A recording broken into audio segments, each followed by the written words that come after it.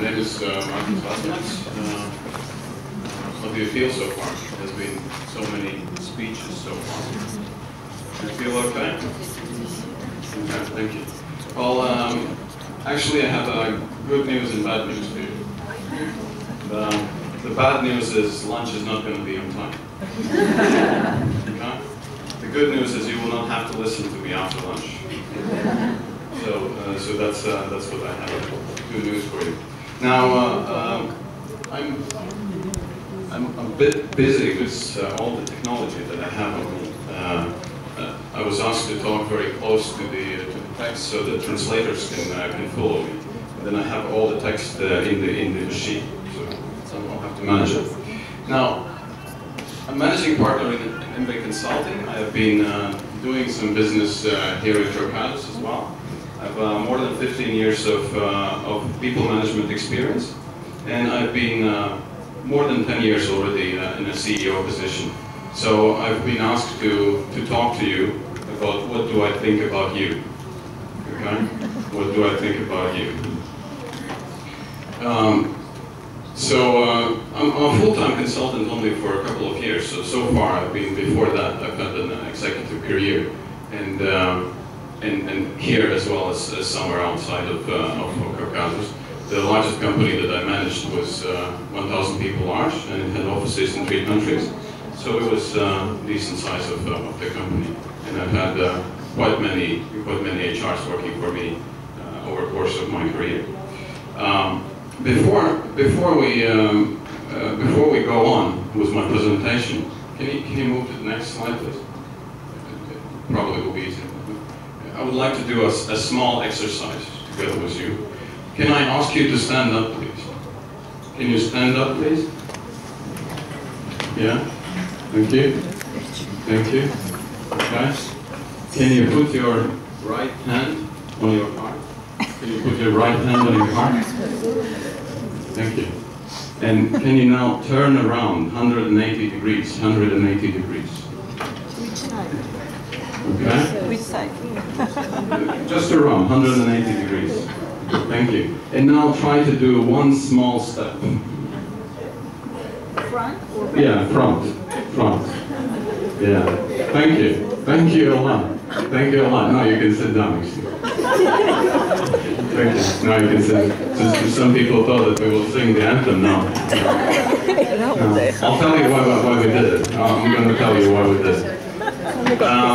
Now, when I go home and I will be asked, how was it? How was the presentation?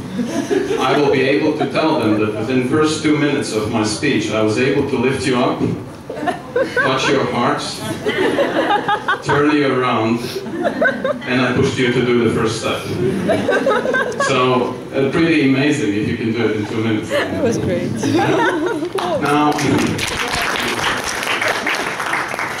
Now, this is also how the ordinary manager sees the life. To do the change process with such an easy trick, this very directive method. You tell them to change and they change. Well, in reality, this is not what is going to happen in the real life, right? So, I'm sorry? Depends of manager. It depends on the manager, right? But not always just the directive method goes through. At least for me, it helped this time. Yeah, thank you. Now, can you move to the next one? Thank you. I will be talking about 3 points. I will be talking about what's the reality, and actually that point has been covered pretty much so far already in this conference.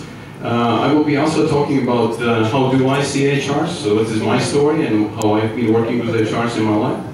And I will be also talking about need for change. I will share some of my opinion about what would you need to change, or where would you need to put some emphasis in order to really become partner to CEO, the topic that has been discussed already in this room. Now, let's talk about the reality. How do people see the HRs? Please turn. Yeah, thank you. So let me talk about a couple of facts. So first of all, HRs, from respect of many people, and that has been mentioned by here as well so far, is organization of hiring and firing, and it is organization of keeping your documents right, according to labor code or process manual whatsoever. And then that's it. It's enough. Okay? That's how many people perceive you. From standpoint of these people, sales organization is just to sell, and finance organization is to keep money safe, right? And then marketing organization is for advertising your company goods. Not so much of strategic partnership, just do your stuff, okay? So this is how people see you and many other organizations in your company. Now, if I ask you, for many companies, labor cost is the largest cost of your production. This is the largest position on your profit and loss statement. Can I see hands of those for whom this is true? Okay? The cost for labor is the largest part. Okay. Not so many actually in this room. But at least those who raised your hands, for those, you should be kings and queens of your company. Because you're managing the most expensive asset of the company. Okay? So you should be kings and queens. Right? Do you feel like that? Do you feel like kings and queens? When you go back to office, not here? Definitely. Yeah. Well, if we talk about the purpose of HR, I would like to have actually a couple of answers from you. What is the purpose of HR? Can you give me a very brief, small definition of HR? What do you think? Anyone? Do you know it? HRs? Come on. What's the definition of HR? Yeah. Yeah. I will take a very general definition. HR is to value people in the organization. To do what with people? To value people in the organization. To value people in organization. Okay. Any other definitions? You just mentioned the queens, so HRs are the queens. To be a queen. Yeah, that's a nice role. Yeah. So you should have a business card which says queen. Yeah, that would be nice. Yeah. You? Align performance and appraisal to the business strategy. Wow. That's a cool one. That's a cool one. Thank you. Thank you. I think HR should be a business partner to the managers in the company. Business partner. Okay. So the purpose of HR is to be a business partner to the company or to the CEO. Now, we had 4 or 5 answers, and they were different. They were not the same, right?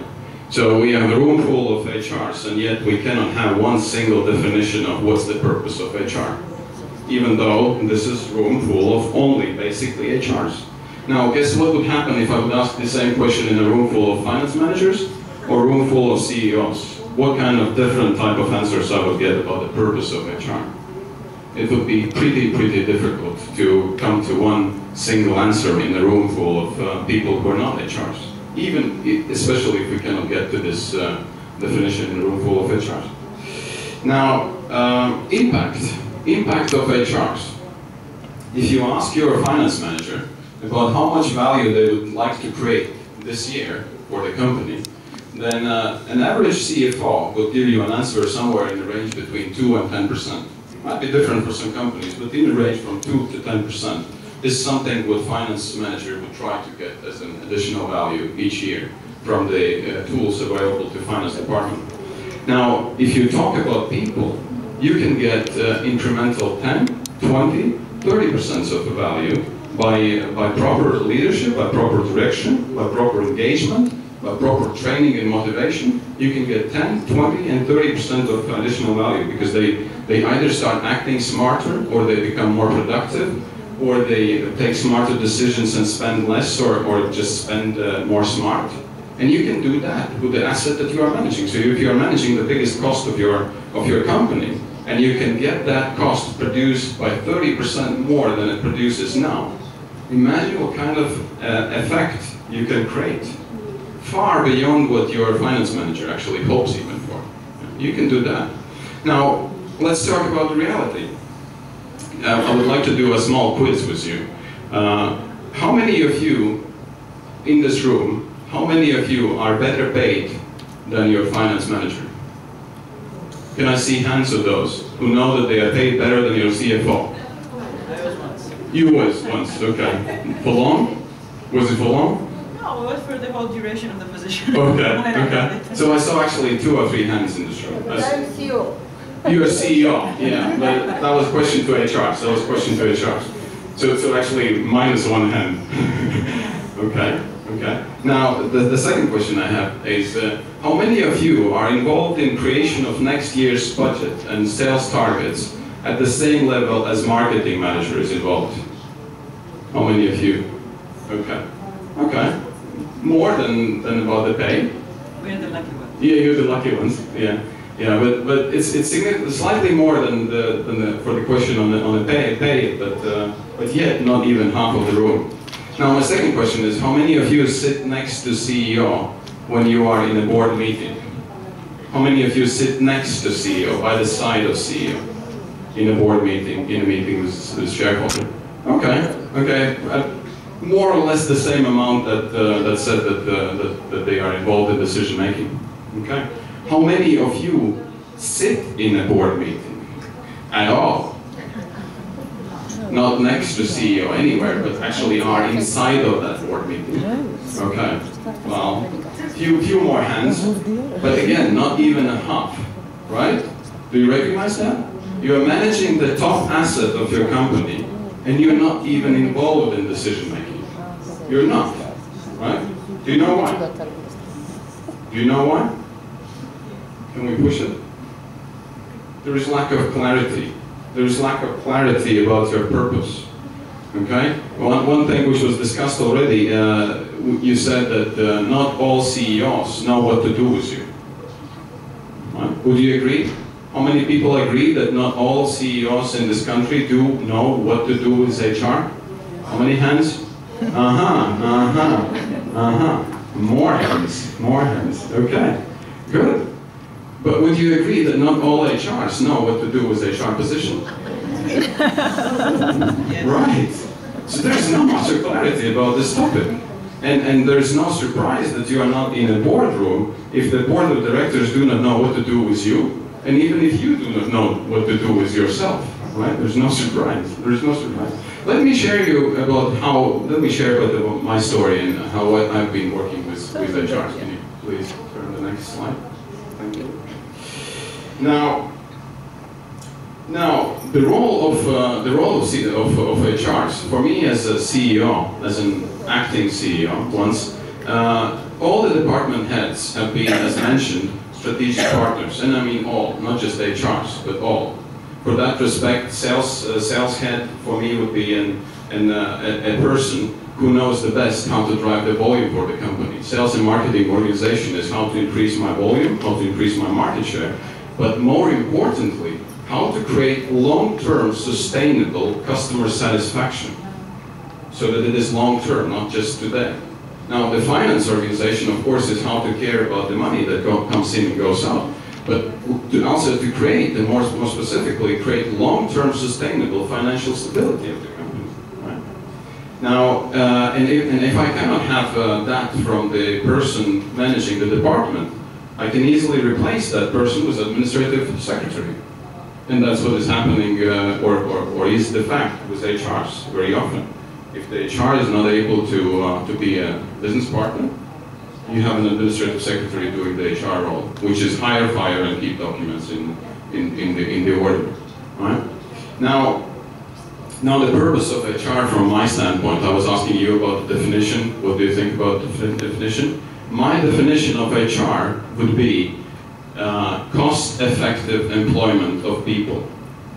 Who disagrees? Anyone to fight with me? Any disagree? Cost-effective employment of people. Okay. I was kind of hoping that someone would disagree. Depends. It depends. What do you mean? Like cost-effective? What do I mean? Yeah, cost-effective, does it mean that it will be effective too? Because, you know, cost-wise, it might not be effective, but effective for your company. Whatever is effective is effective. So, no, cost-effective does not mean that it will be effective recruitment. So. Right. I will tell you my explanation of what is cost-effective recruitment from my standpoint. Cost-effective, whatever is cost-effective means that you are using research to its full potential, that you are not wasting it, and what is more importantly, that any asset that is in your management, under your management, is getting better from the day it starts being in your management. That is what I mean by cost effective. And that is what HR should be caring about. How to get the right assets in, and how to get them better when they are in, and how to get them perform at their maximum. Now, if a company buys a car, then you will try to get it starting to work for you from the day one when the car arrives into your yard. But then simultaneously, from time to time, you change the tires, you do some repairs, you probably do even some upgrades, you do all kinds of stuff to keep that car to work to its maximum potential. And what is also important, you try to think, are you doing the right thing with the car? Okay? You try to use it for its natural purpose, right? You're not using car for delivering cargo, and you're not using cargo vehicles for delivering people normally, right?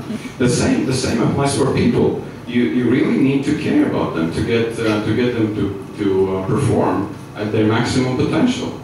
You have to hire right, and when I mean hire right, I do not mean you hire the cheapest or the quickest or the most dedicated ones. You really hire those who would work for your company in long run, that would deliver for your company in long run. And in that respect, value-based hiring is actually a very good idea, because you think of who will fit your company in the long run, not just do today, but also work for a long run. Now, the second thing is when you get those people inside, you really do a very good integration of them. You do. I don't know, in my time when I was working for Procter & Gamble, it was 5-day-long internal training before you start. I was trained 5 days before I even got to do something. Now in some companies it's like 2 months even, yeah, before you get into real action. But what you do, you really avoid all the questions afterwards. I don't know who that guy is, I don't know where to go, I don't know what to ask, I don't know how to do it. And at the moment when they are properly trained and integrated, they are able to perform at their best from the day one when they are in office. And the third one, which is the most important one, you really put your effort on getting them like working and developing all the time they are with you. So you engage them, you train them, you motivate them, and what is more important, you assure that there is the right leadership on them. That there is proper communication from top to down, and there is proper information flow about where are we going, and that there is purposely created communication from bottom up, purposely created so that information is getting up from the bottom. Right?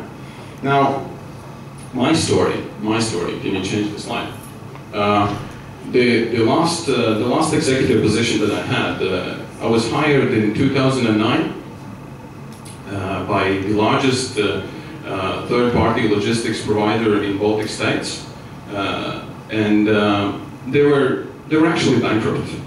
They just forgot to tell everybody. You remember what it was in 2008, 2009? We had a crisis.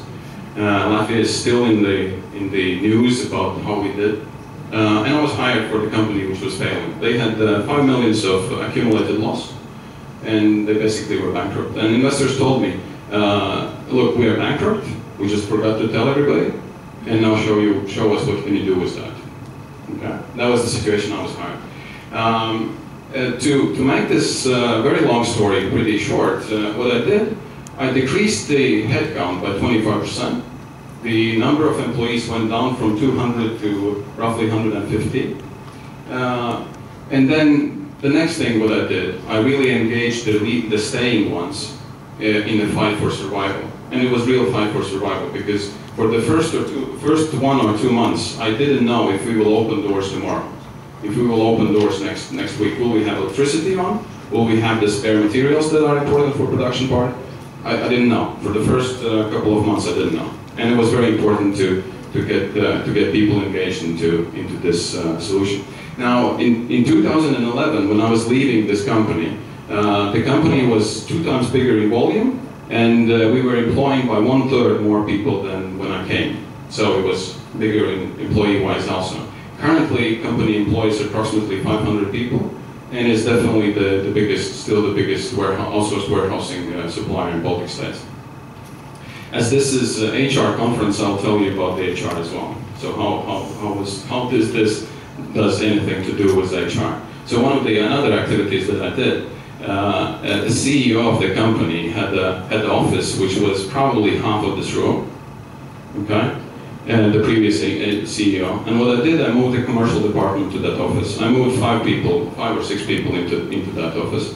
And I made the cafeteria for employees from the room which was freed up by commercial department. We were in a pretty remote area, so there was no place to go to eat, so people would come with their own lunch or dinner, whatever. So I created some area where they can heat up that and have some rest or have some coffee. And then I was pretty homeless because I had no office. Okay? And what I did, I went to sit together with HR. And we were sitting for more than a year in one room. It was room approximately 15 square meters, probably something like that. And we were sitting for all the period, we were sitting in one room. And to tell you why we survived is not because we had the best sales or we had the best production. It's because we really engaged everybody in fight for survival. I was spending countless hours on the floor in warehouse myself, and I was seeing people every day. And what is more important, I was seeing them every day because they were coming to HR. They were coming to HR to solve their daily issues, and I was seeing them because of that. They were just coming to that office to talk to HR, and I was hearing them then. I was talking to them then, I was seeing them then, and I was able to talk to HR at any instant when I had any question because she was sitting next to me. She was sitting just like in 3 meters from me. Yeah? And I was constantly talking to her. Now, what concerns the finance manager, I was not meeting or having a proper meeting with finance manager more than a couple of times per week. A part of meeting by the coffee machine and saying, hi, how are you? But then having a meeting or discussion with finance manager, I had probably a couple of times a week, maybe not every week even, okay? Although with the HR, I was sitting in the same room to turn around the company, which was in financially bad situation. We had no problem with employees. We had problem with money, I would like to remind you. Now, we were able to increase our productivity by 40% in all the positions. And in few positions, we increased it even more than 40%. And it was done, not because we had good finance or good production, but because everybody was engaged in that change process. And HR plays an important role in that story. You may call it internal PR, you may call it whatever you wanted, but HR made that happen, okay? Hopefully together with me. My expectations, can we turn, yeah, thank you. Now, what do I expect from normal HR, from the HR that works for me? So the first one is initiative and support and change management. And of course, this is, yeah, you support it. But the second thing is initiate. You are responsible for the org chart, you are responsible for that resource. So you should have the big picture in your mind, and you should be initiating the change process. And you should be looking for better possibilities to making your business, okay? Not just to how to get the person in, but also think of how can we change, what should we change to be more efficient. Now the second one is keep in mind trends, and what is more important, inform me. Inform CEO about the trends.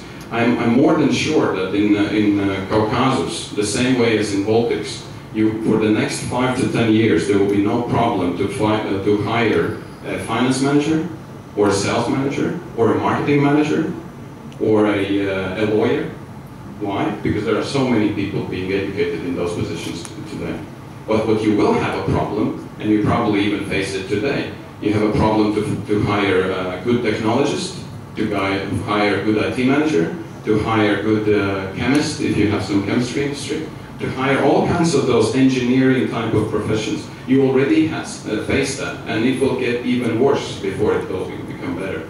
And now my question is this included in your company development strategy for the next 5 to 10 years? Is that in? Is your CEO actually thinking about that? Or they are busy on hiring the right marketing person? And are you doing anything about that? Are you doing anything to fight that trend? Because it's working, yeah.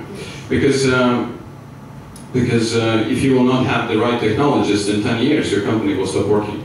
If you are a technology company, right? And there will be no problem with marketing. You can advertise like hell, but if you cannot produce, you cannot sell anything. Okay?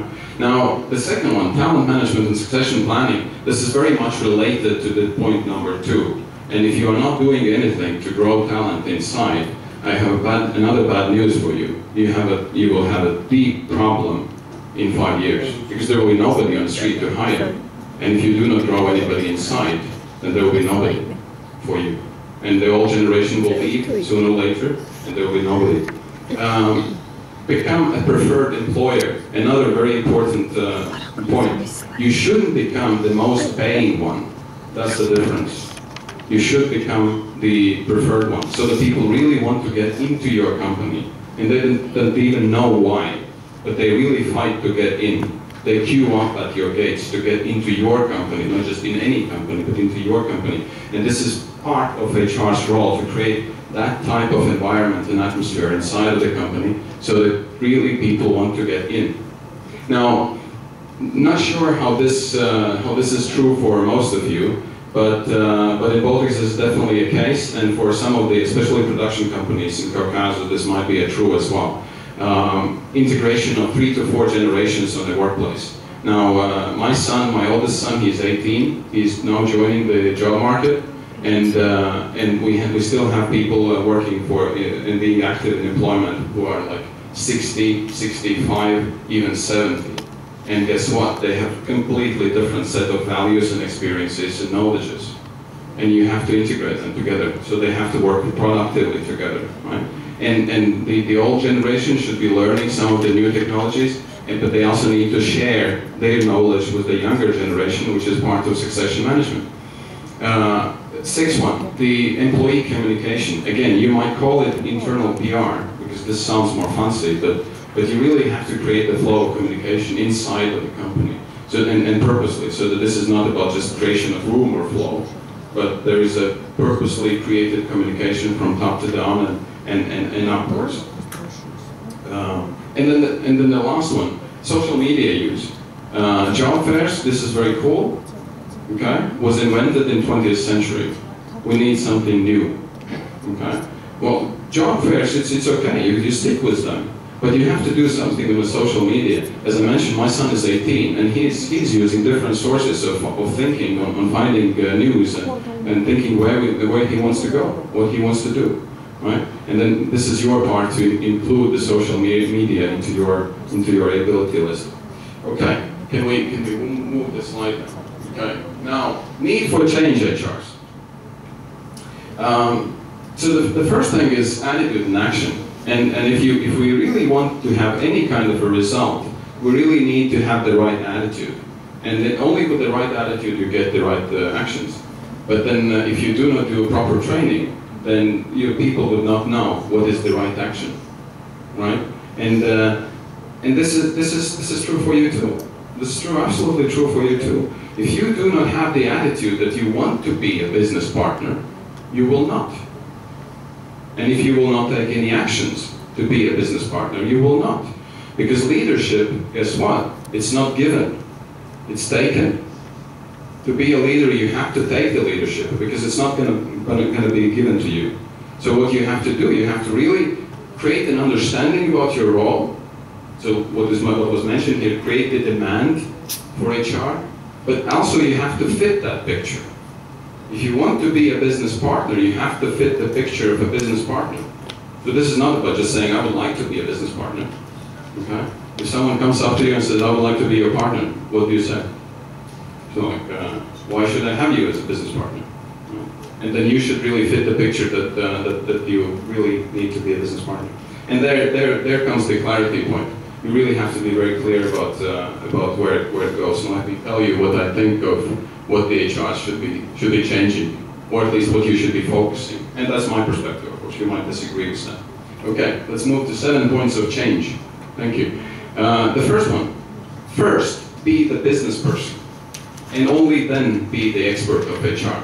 So first, be the business person. Have a big picture about what is needed for the business, where it comes from, where it goes to. And then before you even open the labor code, depending on the country, it might be an easy read, it might be a difficult read, but before you even open the labor code or process manual, know the big picture. Where do you need to go? And tell your peers not why it's not possible, but tell how to do it, how to make it possible. The second thing, Understand the business from inside, and a hugely important thing, I could talk like half an hour about just that one only. You shouldn't be just sitting in your offices.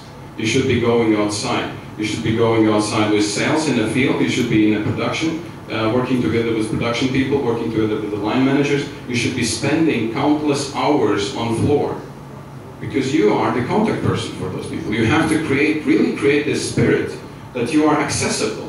They need to talk to you probably sometimes more than with their line manager, right? And especially understanding of life of line managers and middle managers is more important than understanding the life of CEO. You should really understand the business from inside. This is one of the messages that I would like to share with you.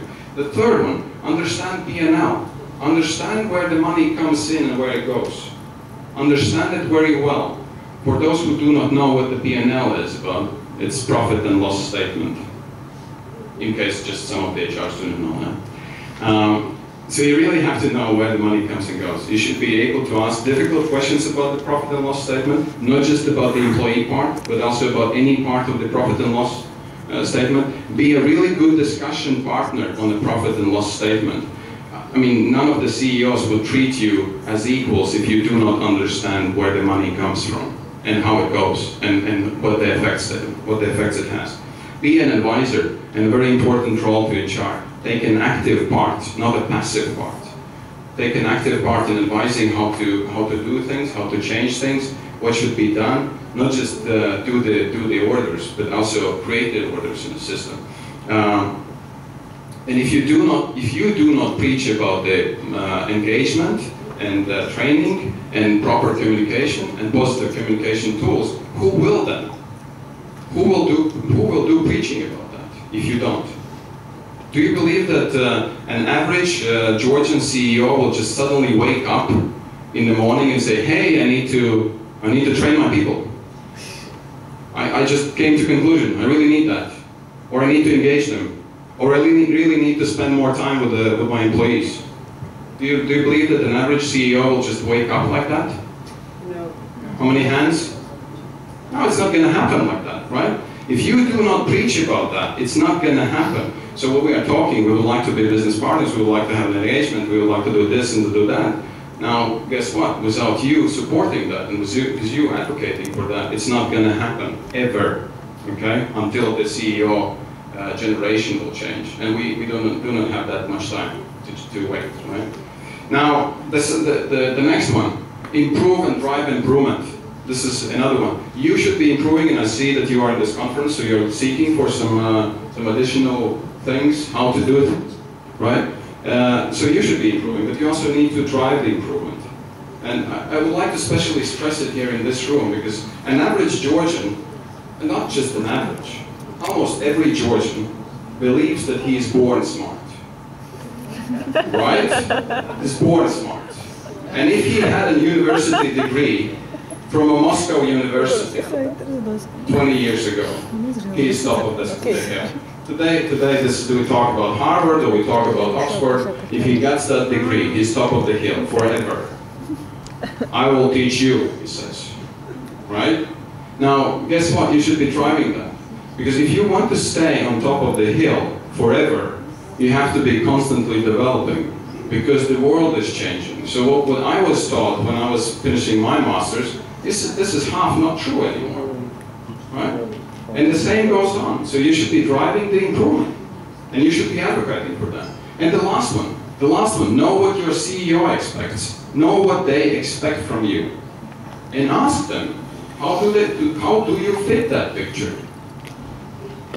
What should be changed? What should be improved? How can I help more? And then also tell them what else you can do, what else you can be helpful of, because they actually, part of them, do not know how you could be helpful to them, right? Okay? Now, this is the end of my presentation. I have a nice slide at the end of the presentation. Thank you. As a conclusion, thank you for your applause. As a conclusion, the reality is different versus where you should be. Okay? Not where you want to be or not where you dream to be, but where you should actually be. Okay? The reality is different. People think that you are hiring and firing organization, and you should not be thought like that. You should be really a business partner because you can drive the change process. But you have to do a lot of things to become that. And this is not going to come from CEO like waking up. This should be coming from you preaching about that. Okay? Now, if there are any questions, I would be more than ready to answer them. I have 10 minutes left. That was how I counted. And I had my friend, the chronometer. This is part of logistics business. You really chronometer everything. And now, if there are any questions, to me as CEO, I'm a difficult one. Yeah? Question? There's